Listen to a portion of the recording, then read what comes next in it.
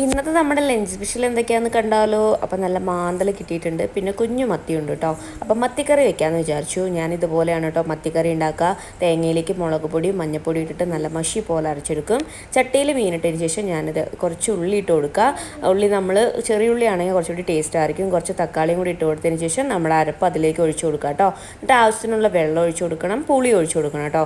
എന്നിട്ട് നന്നായിട്ട് ഇളക്കിയതിന് ശേഷം നമ്മൾ ഇതുപോലെ ഇളക്കിയതിന് ശേഷം ഉപ്പും കൂടി ഇട്ട് കൊടുക്കുക. എന്നിട്ട് ഇതാ കറി കാച്ചി എടുക്കുക. സിമ്പിളായിട്ടൊരു മീൻകറി റെഡി.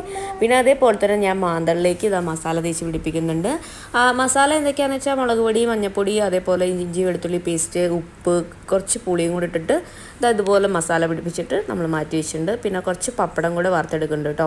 അങ്ങനെ ഇതാ മീനും കൂടെ പൊരിച്ചെടുക്കുന്നുണ്ട്. നാട്ടിലത്തെ മീനൊക്കെ കഴിക്കാൻ കൊതിയാവുക. നാട്ടിൽ ഈ കുഞ്ഞ മാന്തൽ ഉണ്ടാവില്ല, അത് നല്ല ടേസ്റ്റ് അങ്ങനെ കറുമുറാന്ന് കഴിക്കാനായിട്ട്.